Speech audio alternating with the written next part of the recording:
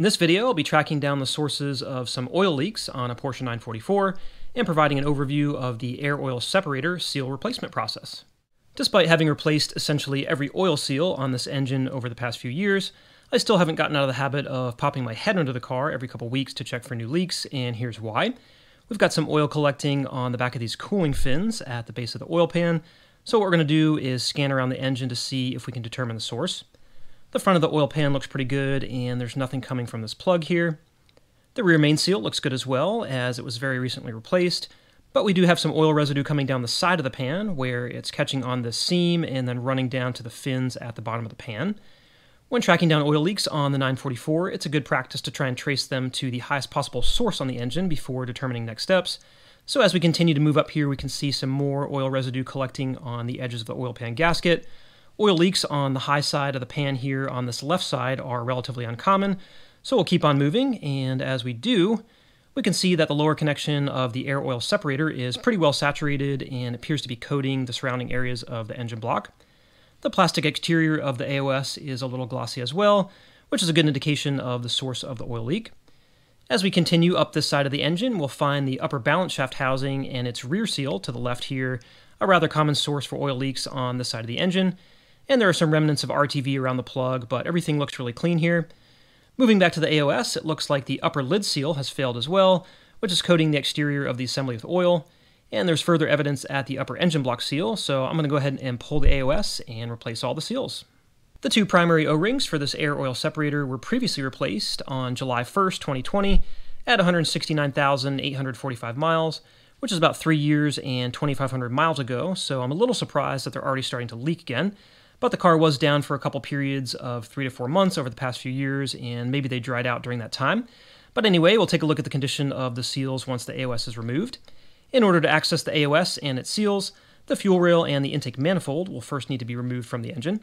To do so, there are a couple different options. One is to disconnect and remove the entire assembly with the rail and the injectors attached.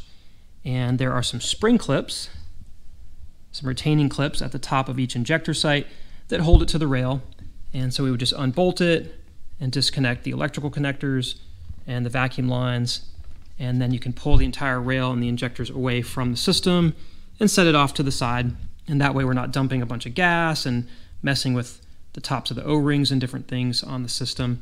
However, if you don't have your retaining clips in place, or if you're servicing the injectors or other items here, you can go ahead and pull the rail away from the injectors. And when you do so, it's going to start dumping fuel from each of those injector connections. And so you want to stuff a whole bunch of catch rags underneath to catch some of that gas. With the rail up and out of the way, each injector will be left there individually in the intake manifold, and you can twist and wiggle those out separately and set those aside in a safe location. It's best to keep them in an airtight container, preferably indoors where it's climate controlled, so that moisture and things aren't getting inside and clogging up the injectors, and that way you won't have to have them cleaned and serviced. You can just reinstall them if they're going to be out for a period of days. In this case, everything is fine on the fuel rail system, so I'm going to leave the injectors attached and remove it and set it off to the side, and then we'll begin removing the intake manifold. So just use a little flathead screwdriver to disconnect the spring clips on each of the electrical connectors and remove the plastic cover. Disconnect the vacuum lines on the damper and the regulator, and then unbolt the 4 10mm bolt connections, and then everything can be pulled off and positioned out of the way. Here's a closer look at the underside of the fuel rail with the injectors attached. You can see the spring clips a little bit closer, and the injector needles. So I'm going to pick this up and set it off to the side here, and I'll probably cover these with some plastic bags just to make sure that no dust is getting into the outlet site, and make sure that when I set it down, I'm not setting it on those needles as well. With the fuel rail out of the way, I can now remove the intake manifold. Before doing so, there are a number of connection points that need to be disconnected.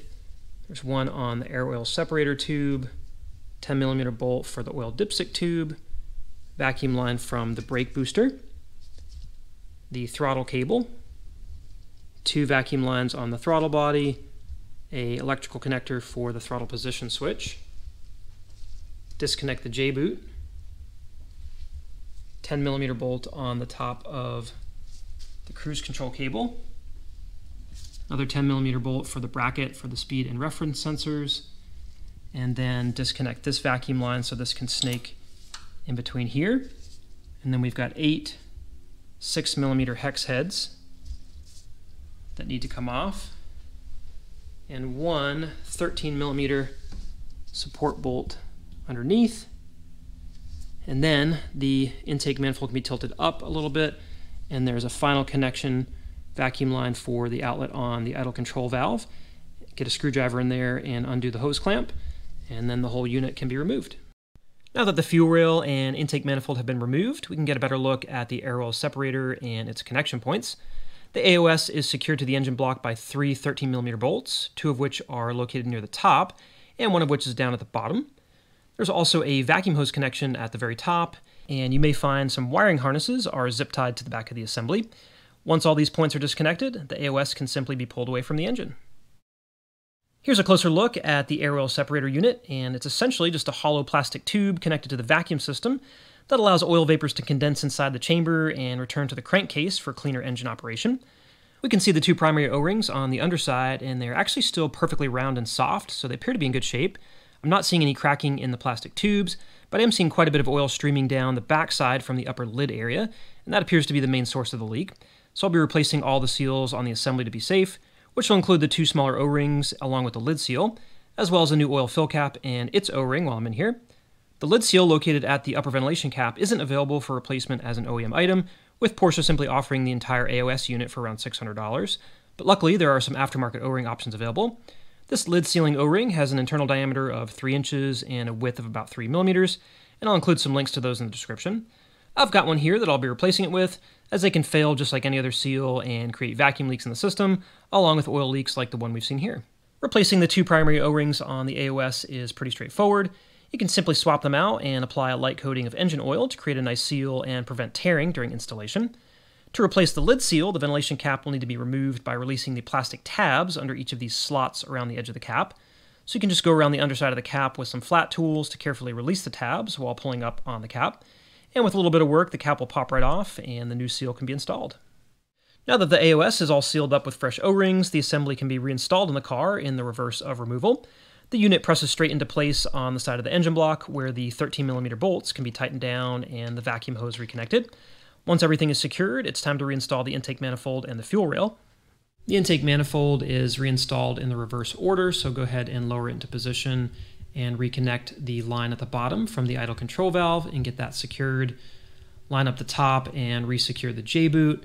Apply some new seals across the top. The lettering on the seals will go face up with the exception of cylinder number 1 where it's flipped and the lettering goes face down. You can then reconnect all of the various components to the intake manifold, the throttle position switch, the throttle cable, the connection for the air oil separator, the oil dipstick tube, and the bracket for the sensors in the back, and install the bolts. The 6mm bolts are torqued to 15 foot-pounds, as well as the 13mm support bolt underneath.